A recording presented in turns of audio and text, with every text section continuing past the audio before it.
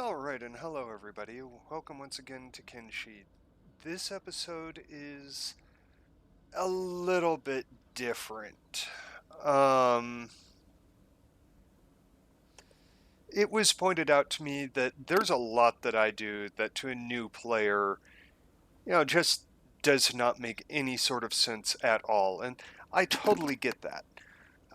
So this episode is going to be geared more towards the new player and explaining things. So if you already know what Kenshi is, if you've already played Kenshi, and you already know all of the insanity involved, this may not be the episode for you. You may want to go ahead and skip it. But this is focusing primarily on base building, on certain things about managing a colony, and that sort of thing. Some tips and tricks for when you first drop into the game and you're overwhelmed and don't really know what anything does or why it does it. I'm not going to go over everything. This is just a quick and broad tutorial focusing mainly on why I do things certain ways in my hive, why I built it the way that I did, and some reasons for some of my choices. So, first off, you may notice that my UI is missing. That's because I have hit F7. F7 shuts off the UI, hitting it again turns it back on. Now, your UI when you first start up the game will look nothing like mine. I am using the Dark UI mod. I do not like the Dark UI mod, but I have seen in countless videos if somebody isn't using the Dark UI mod, somebody inevitably, like multiple people, inevitably sit there and go, well, you should use the Dark UI mod. So rather than avoid, just avoid all of that, I went with the Dark UI mod for this. Uh, so you will see some things specifically right around this area that are different. Uh, if you like it, more power to you. Use it. I am all for that. It is your game. You play it how you want. Uh, and you will never hear me bicker over somebody using a mod or a cheat or vanilla. Even if you just play the entire game on 1x speed, uh, then there is absolutely nothing wrong with that. I am 100% for it. So, first off, I just want to talk briefly about chairs. If you set down chairs, people will sit in them. Makes perfect sense. This also lowers your hunger rate. This is very important when you're managing a large colony because, trust me, you'll not just if somebody's not doing something, you want them sitting down. Let's just leave it at that. Now I do have, if you notice, chairs all the way back here, which means that my units have to go all the way down here and around and around and around to get to a chair if by the time that they get up there, the chair is already taken. So this is actually by design uh, for me personally. I wanted it like this, even though that means that sometimes it takes for frickin' ever for anybody to get anywhere. I wanted this because I wanted people to be running around like ants in a colony. This is a hive. Uh, this does have the advantage of building up people's athletics, which controls how fast they move. Takia is a speedy little bitch. Uh, Now, I'm going to go ahead and I got asked, well, what's the difference between the buildings? Why did you choose X for Y and Y for Z. The ultimate reason is just spur of the moment, personal preference. You know, I have a ton of mods installed, as I've said many, many times, and you know, I really like the look of this building. It comes from a mod. I really like it. There are bars that are built with this building, and I adore it. That's why I used it for the bar slash inn slash tavern slash what have you. But let's start off with let's discuss some of the vanilla buildings, and we'll go from there. Starting off, we have the small shack. It is the absolute most basic building, and it has barely any space. You can't really fit much in here. Yes, I have a wall clipping through it. That's why I put it there. I put it there to clip through the wall because people could slip through here, and yeah, fuck that. In fact, that's why I have this watchtower here. But it's a small building. I typically use these, and I will be using this to store batteries. I will be building another one up here, probably about hereabouts, again, to store batteries. It's one level. It has its uses. It has a lot of uses.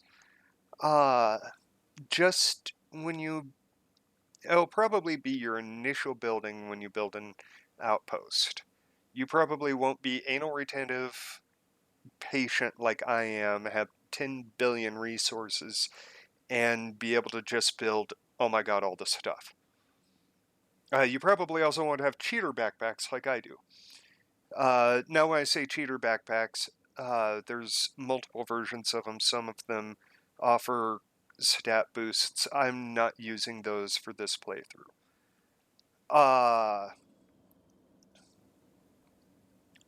So our next vanilla building is this delightful little shit show. This is a ginormous step up, but you do need to research a little bit in order to be able to build this bad boy. It is 2-story. It has plenty of space, as you can see. I mean, I could have packed these in even more, but I was going for a whole hospital feel, you know? A part of me regrets using this type of wall, but it actually weirdly works for me, you know, like ventilation and crap, I don't know. But yeah, this is a pretty solid building. The Storm House is awesome. It's got a nice regular design to it. Hey, and you know what? I forgot to build a building. I went ahead and built this superfluous building, but I forgot to build a building. So what do you say we go ahead and do that real quick? Because I want to also talk real quick about one of the most necessary resources for building a settlement. So we will go ahead and... Oh great, I forgot to build 2 of them. Oh, that's fine. That's fine. I'm okay with this. Nope. This is a bug that I have. I don't know if it's in vanilla Kenshi or not, but sometimes I have to click on the thing twice in order to build it properly. And I will get into why I have these sitting here soon.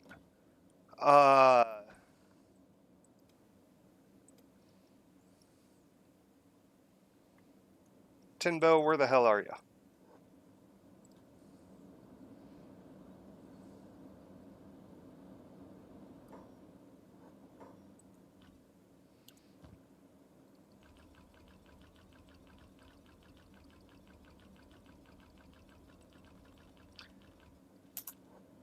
There, just grab 40 of them, get to work. Oh yeah, it's not going to take all that much.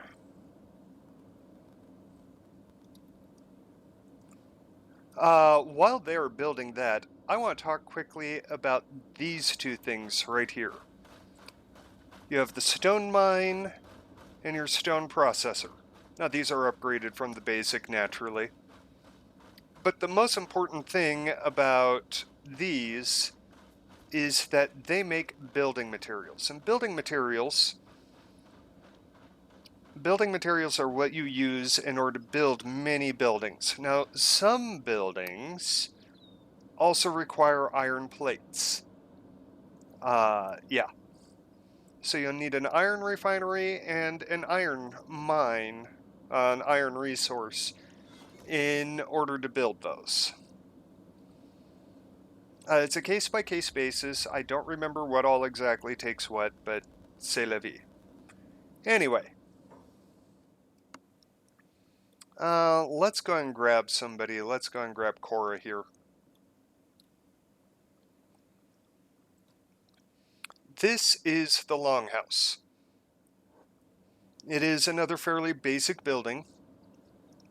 At this end, you can easily fit a research bench. It's 2-story again.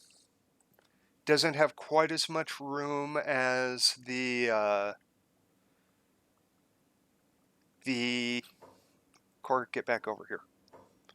I will just pause for a moment. It doesn't have quite the same room as the Stormhouse, but it is a very versatile, very handy building. I don't know why I didn't build one of these. I think it's because I had too many other options going on. So, yeah. Now, if y'all can finish build... Come on. Add those building materials. Anks, how many you got?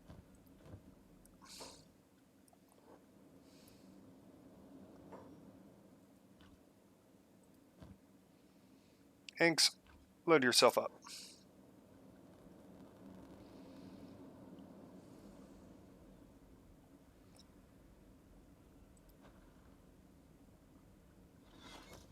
Perfect. Actually, Anks, why don't you get back in here?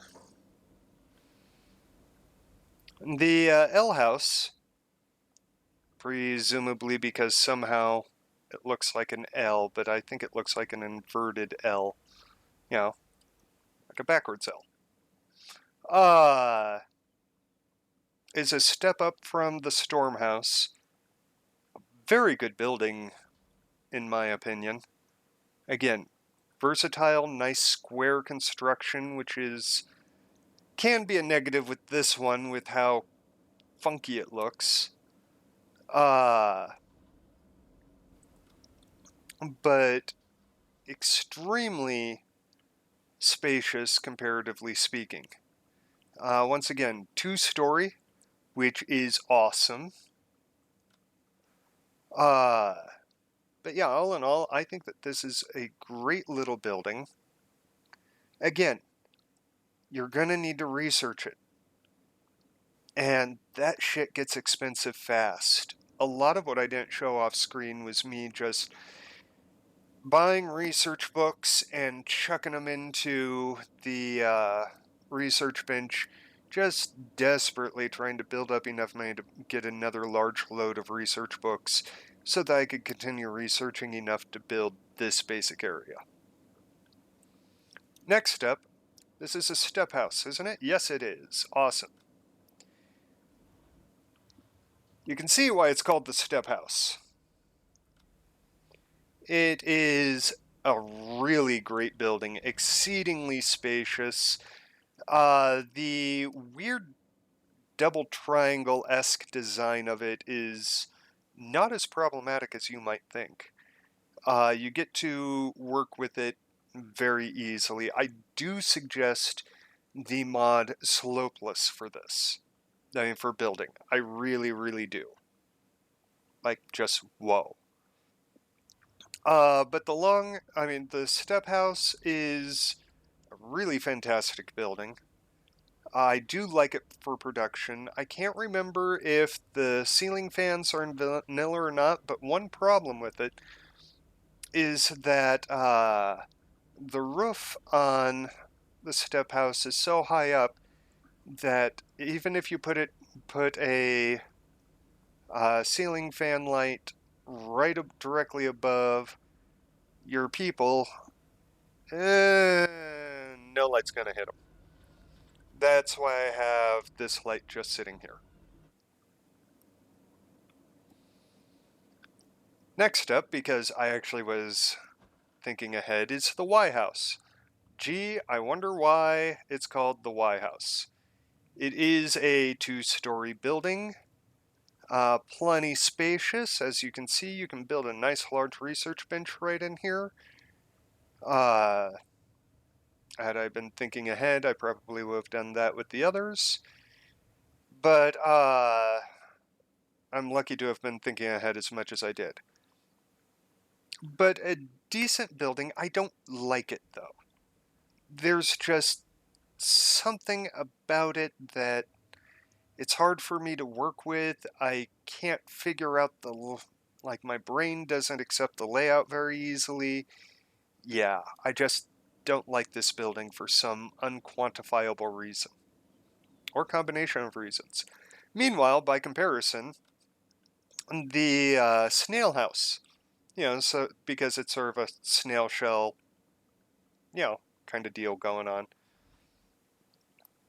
Another building that I absolutely love. This can easily become the cornerstone of your entire settlement. It is exceedingly spacious. There is a ton of great room, even in the second story. Like you can see, I have 4 hydroponic bays, and I am totally wasting this area. You can mount crossbow turrets up in here, up in this section, though to be fair, most buildings with the outdoor second story, you can do that on. Just throwing that out there. But yeah, all in all, this is a great center to a settlement. I cannot stress enough that I do love this a lot. If I wasn't going for so much diversity, if I didn't have so many damn options, I probably would have done nothing but the station house for my big important buildings. On the other hand, you have the station house. Tippity, why don't you come in here? The station house is another 2-story building, but it is massive. Like, oh my god, massive. It has enough room to pretty much put an entire industry in here. Anything that doesn't have to be built outside, you can build in here and it will fit like butter. So, yeah. I am going to be putting in a third bench in here because this is a weaponsmith 1, this is a weaponsmith 2, and back here I will put a weaponsmith 3. Yeah.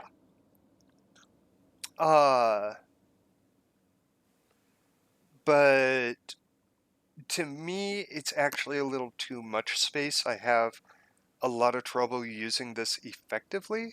So, The last building, and the most common building that you'll see strewn about the place, is our pretty little watchtowers. Now, on all of these platforms on the top, you can go ahead and put a turret, and you effectively have, you have your base 2, 3,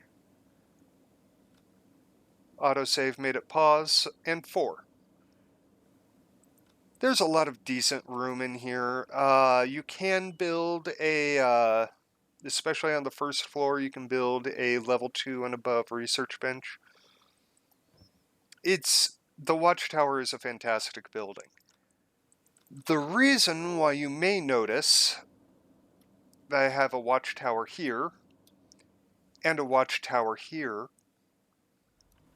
you will notice that I have pursuit. Wow, that built really freaky tiki. Perched on top of here is because for your turrets, you get a height bonus to both 2-hit and damage. So there you go. All in all, you can use whatever damn buildings you like. You know, I love having this as a little faux shop. I've even dressed it up a bit, you know. I put stuff inside so that looks kind of like a shop. Yeah, but this is from a mod, I believe. I'm like 90% certain it's from a mod. The Hiver style buildings are from a different mod because it didn't feel right for them not to have some sort of, Hiver style gubbins. And this is basically a Hive version of this, kinda. I don't like building with these because, here, Kelp, get in there.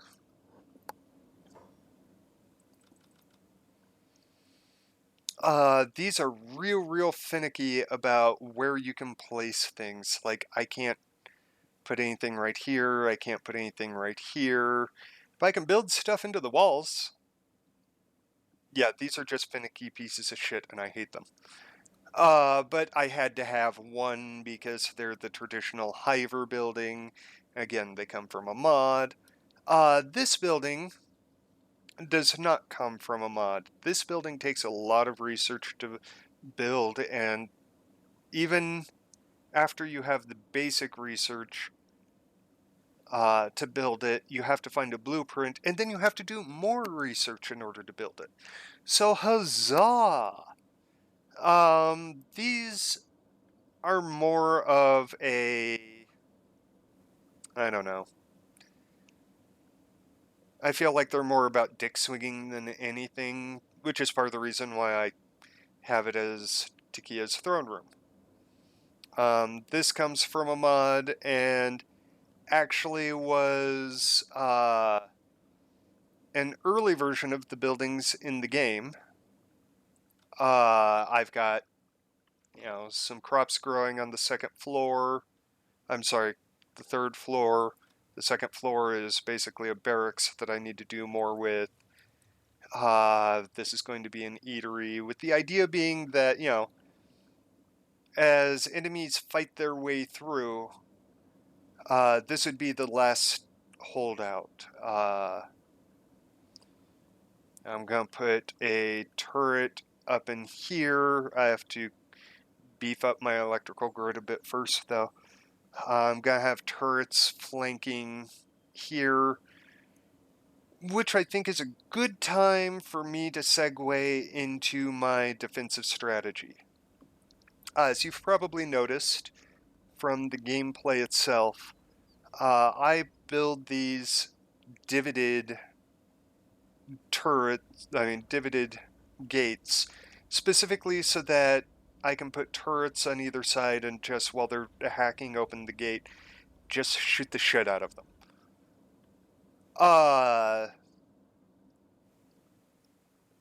But I did want to bring up the gates.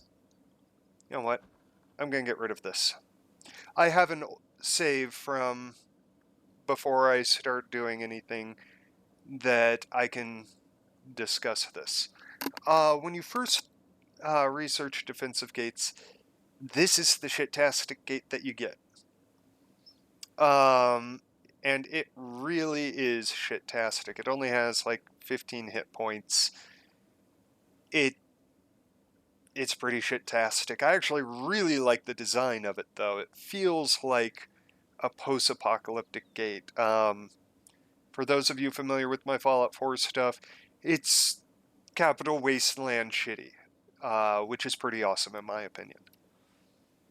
This is a step up, and the gates that I'm currently using. It's a decent gate. It's got twice the hit points of the makeshift gate, and it's called Defensive Gate 2. And yeah, it's pretty handy. You can mount spotlights to it, though they can be finicky. But I really like this gate. Defensive Gate number 3, I kind of like this. More narrow than the Defensive Gate 2, but yeah, still pretty viable. And then you have the big boy. While Defensive Gate 3 has 60 HP, Defensive Gate 4 has 90. This is one of the 2 reasons why I don't like this gate. For how much insane amount of resources I have to put to get here, it just isn't viable for me to go ahead and use this. It doesn't have the HP, and it has one other problem. So I will go ahead and close the doors. You've probably already noticed the issue.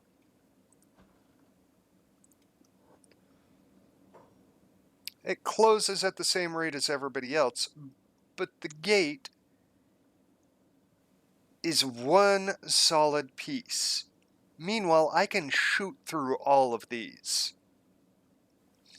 That's why I prefer sticking to the 2 or 3. And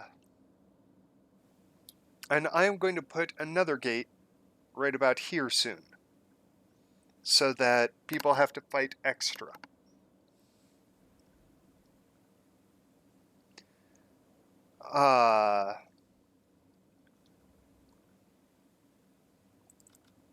These buildings are pretty nice from a mod.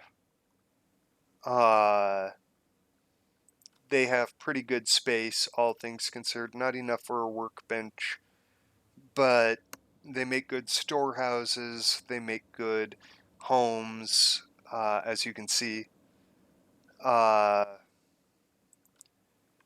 These buildings, yeah, I like them too.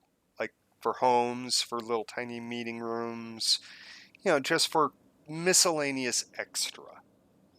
Whatever I need.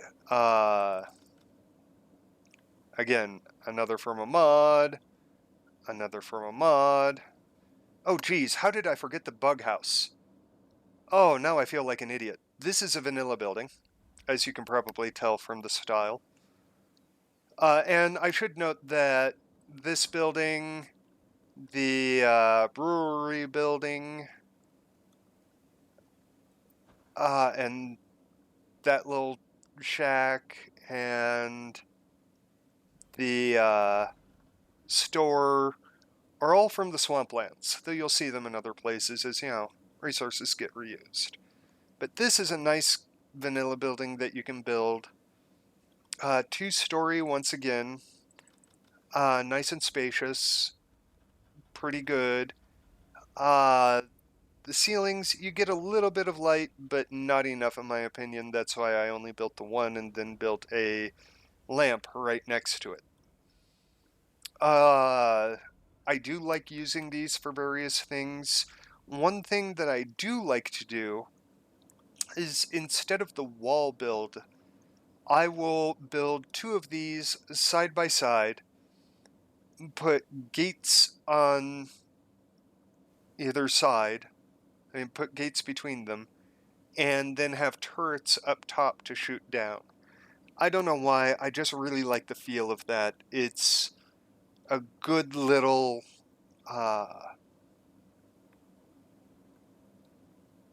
it's a good little entryway in my opinion.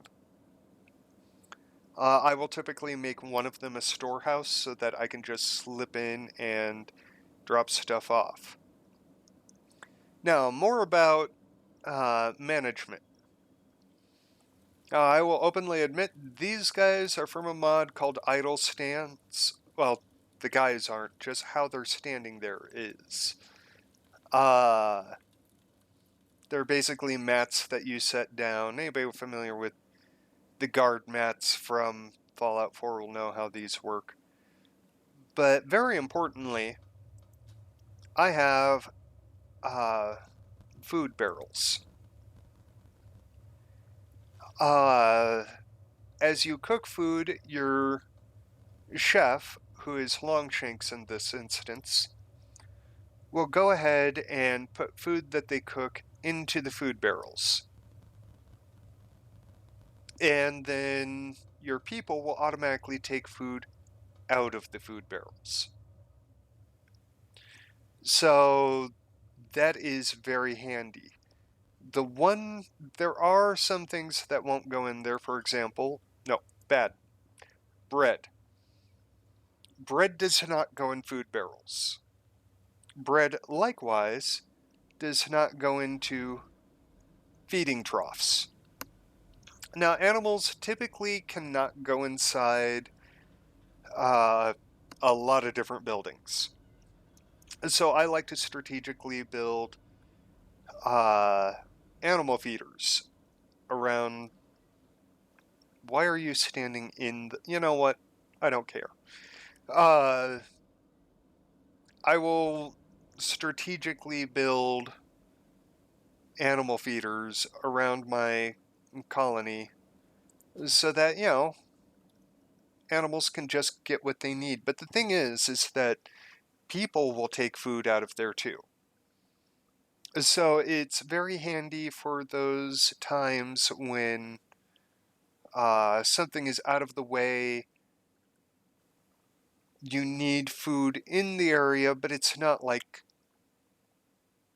a big priority.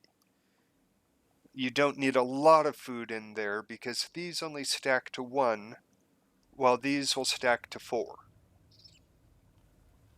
So yeah, that's handy. Copper, which is this ugly resource right here. I have 2 of them and only 1 iron resource, but like I said, I'm a patient man and I'm willing to sit there and watch my pawns run around like ants forever. But copper is only really used for the electronics workbench. Yeah. Well, there are other things. Copper sheets are used for... Copper alloy is used for various high-level stuff, but really not as much as you would think. Copper is expensive. It is lighter than iron. That's why people tend to mine it to sell, especially in the early game when you're gonna be hurting for money a little bit.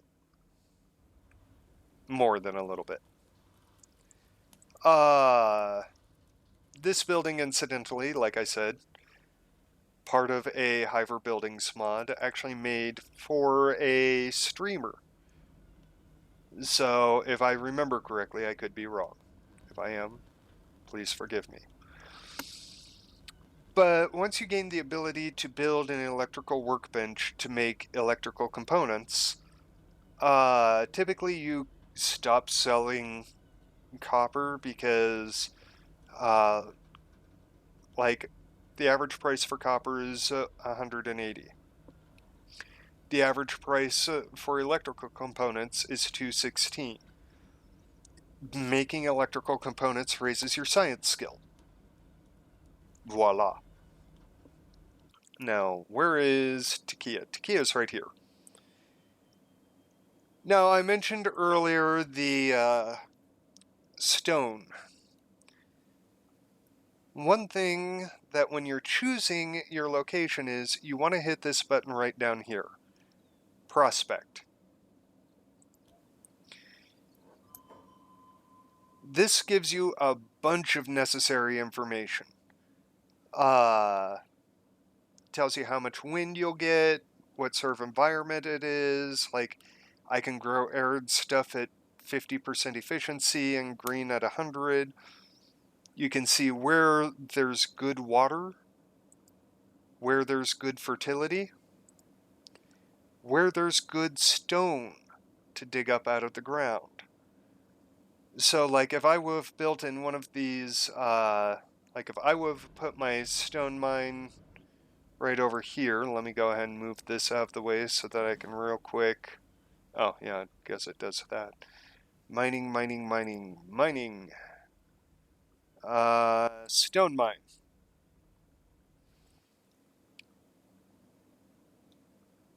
Now I've got something like 89 efficiency here, so if I would have built here, it would have been better. But it also would have been in the way, so that's sort of a balancing act that you have to do. Oh yeah, drop that. But prospect, I will go ahead and do that again real quick. I'll tell you where the iron nodes are. So like you can see here, right here is my iron node, and you can see it as a dot on the map. And there's other iron nodes in the region, but whatever. Back out. You can alter your speed. Again, going over newbie stuff, with the F2, F3, and F4 keys.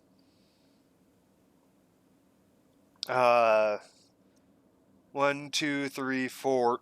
Those will select your basic characters. When you're only running a small squad, the number keys will do you good. If you need to select everybody, you hit the title key.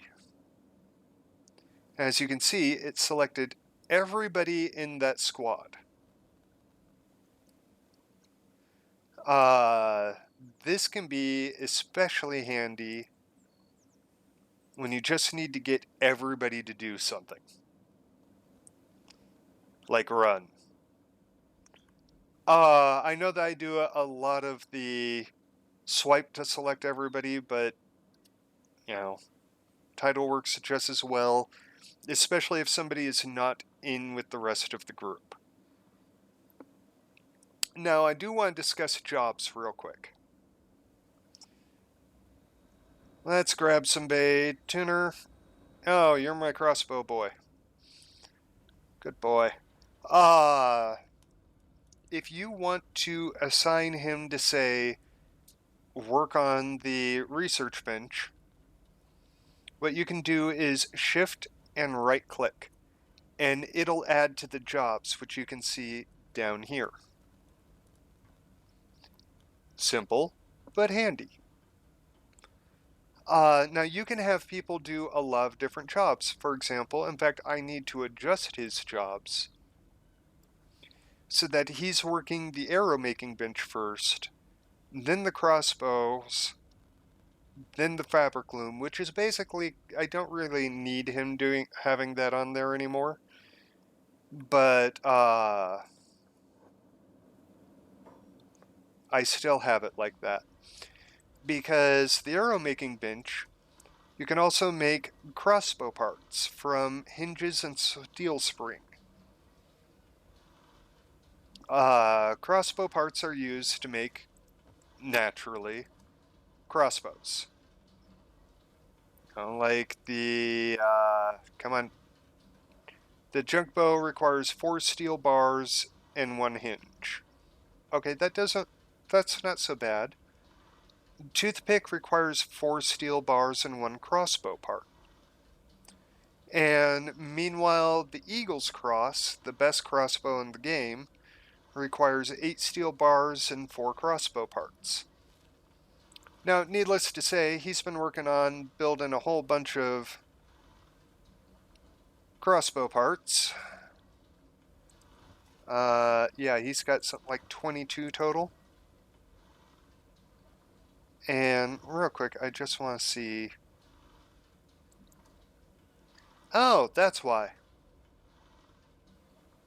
Well. Wait, no, I won't bother doing that. I'm just going to reload the save anyway. Now I have my steel bars over here, and I have my steel bar storage over here, along with some iron plates. Again, I have my iron refinery here. I used to have a iron refinery right here, which is why I have iron plates stored right there. I'm just keeping that and associated raw iron for some reason right there, even though most of the time they never get that one refilled because they go from all the way up here all the way down there, and sometimes the pathing can be a little buggy. But yeah, that's the basics of the job system. Now, if I look at now I have farmers working all of these, and it's not just one farmer per plot, even though I have to assign each plot individually. You can have 4 farmers working a plot at the same time. I have my farmers staggered out, like some will go like this, some will go parallel, some will zigzag, just all sorts of ways. Same with these. I will go blink, blink, blink, blink, blink, blink, blink, blink. But that's just so that once one pops and is ready to be harvested, I can immediately harvest. And these are wonky because it was night when I built them, and then I started off with a small plot and upgraded to a large plot. But I have farmers working multiple farms.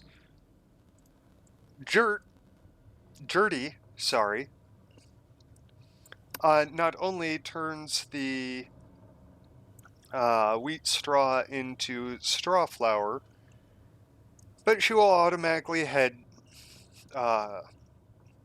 haul to bread ovens and haul from bread ovens to bread baskets.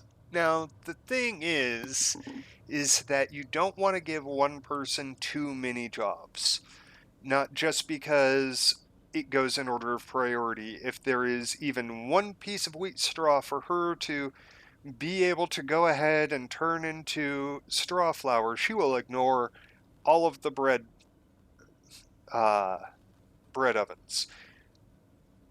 Same with the bread basket. If a bread oven needs some water or some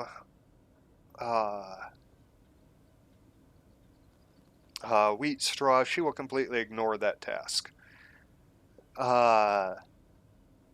So it's not good to have too many jobs per person, but you can get a decent amount of jobs out.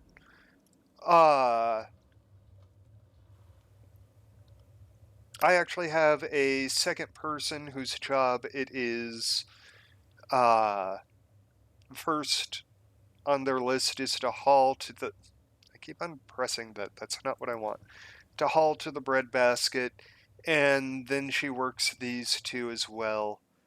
Why am I using humans instead of hivers? But I really can't talk right now. Why am I using humans instead of hivers? That's because the humans wanted to. I can't tell you why I decided that the humans wanted to be the ones baking, but it is what it is. I made the decision, and so, yeah. Now, as mentioned, everywhere needs water. Your level 1 well, you need to assign somebody to work the well. Your level 1 well needs to be manually pumped. As you get upgrades, they will become electrified and will pump up water on their own. This is a water... Wow. Mew? And autosaving...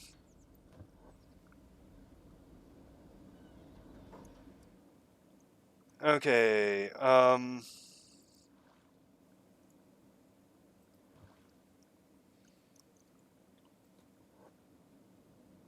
I don't know why I'm bothering. Like I said, I'm just restoring this as soon as I finish, but beside the point. Now, Miu, I have wells and water pumps and everything all over the place. In fact, I have one all the way up here. Where did I put? There's that son of a bitch. I have one all the way up here, so that if they have to fall back, they still have plenty of water. I may do a windmill water pump, which comes from a mod, but it's wind powered, so it eats up no electricity as it automatically gets water. Actually, that is a good topic for me to bring up now, power. As time goes on, you will need electricity. Now, I am a big fan of wind turbines. Even though that these only put out 50% power, they're still putting out, it says somewhere around here.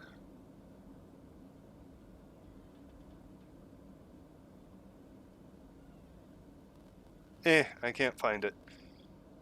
But I think that they're, oh, right, it says right here. Haha, I'm an idiot. They're only paying out 50 and they're working at 50% efficiency here. Different areas will have different levels of wind. Just throwing that out there. For areas with lower wind, like 50%, these little small wind generators work well. Unlike big wind generators, you can put them on top of buildings. So that's where I put them. Because fuck it, why not? I need to put some up here, as is fitting for the last stand area. But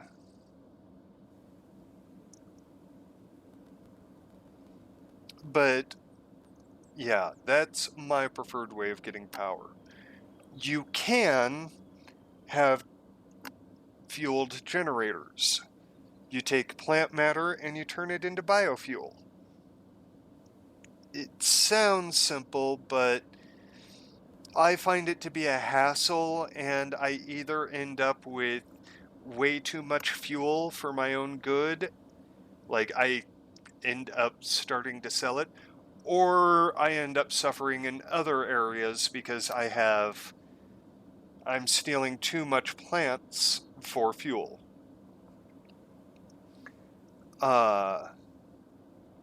That's just the way that it is. Anyway, I wanted to discuss Mayo, whatever, and how she's running around and filling up this water tank. That is her entire job. But one thing that I personally like to do, and let's, just so that I don't get interrupted while I'm talking here, close that, because even though I have everything shut off for attacks, I still get friggin' attacked. Anyway, I will load people down with weight and tell them to follow Mew, because that trains up their strength.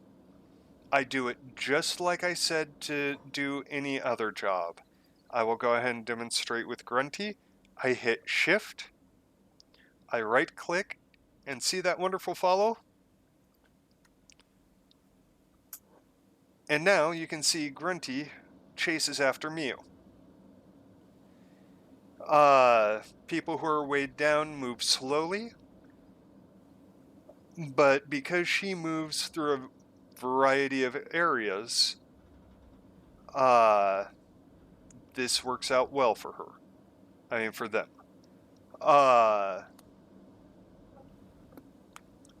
I used to have them following Meatface, who drops off stuff to one of the wheat straw barrels and to this barrel in here, so that Longshanks can make food cubes, which again do not take up 2x2, they take up 2x3 in the vanilla game, but they're food cubes, they should be cubed shaped. but he turns bread and green fruit, which is neither green nor a fruit, into food cubes. So yeah. But Meatface will haul to those two places, and for a while it was working good, but I eventually found that Mew just following her resulted in faster level up. Which is also why I have umpteen bajillion generator cores. Yeah. But yeah, that's most of what you need to know in... Oh, now that it's turned nighttime, I can go ahead and discuss something else. Lights. Your workbenches and preferably all of your heavy duty this stuff. Stuff like that, they need to be lit. But there is an alternative. You see, your skills are halved if you're working in the dark. We will go ahead and grab you and go ahead and put one of these lanterns, which in the vanilla game you can only get from Western Hive. Don't try and get them from the Southern Hive. Do not just pretend that the Southern Hive doesn't exist. Like, until you're ready. And if you think that you're ready, you're not ready. But as you can see, they have a nice little glow around them. If you don't want to slap a light down, you can slap these down on your people, and they'll have a little glow radius basically just for them surrounding them, and then they don't have the penalty. It's sort of like, where is Other Bitey? Other Bitey will be on travel. Other Bitey. Excellent. Other Bitey has one hanging from that stick, which flips and flops as he does his little flippity-floppity. I love Garu. Now there is a lot that I'm not telling you. I am by no means a master of this game. By no means. But I will say that my playstyle is not for everybody. If you want to run a 3-man crew, never have a base, and just solid it the entire time, that's great. Go ahead, fill up a backpack with iron ore, shuffle around. There's absolutely nothing wrong with that. However, if you want to build a base, this is some good stuff to know. This will help you out a lot. Oh, hey, you can see Orinth has a lantern on him too. But yeah, this will help you out a lot. This will save you a lot of confusion and frustration. Kenshi can be a very confusing and frustrating game. But it's one of those that rewards you for the patience, the willingness to fail, and the ability to succeed in the long term. Sometimes what you think is going to be a bad end can turn into an amazing story. And then sometimes you get eaten by beak things. So, or captured by cannibals and eaten alive, or captured by fogmen or eaten alive, or just eaten. Somebody's gonna eat you. Maybe you'll get fed to king. But yeah, this will take a lot of the early learning pain out. It won't teach you everything, but it'll teach you a bit, and that'll help in the long run. So, thank you all so much for watching. If you have questions, put them down in the doobly-doo, and I will doobly-doo back at you. And then if I'm not making any sense, you can doobly-doo back at me, and it'll just turn into doobly-doobly-doobly-doo. So, thank you all so much for watching, and have a great day. Peace!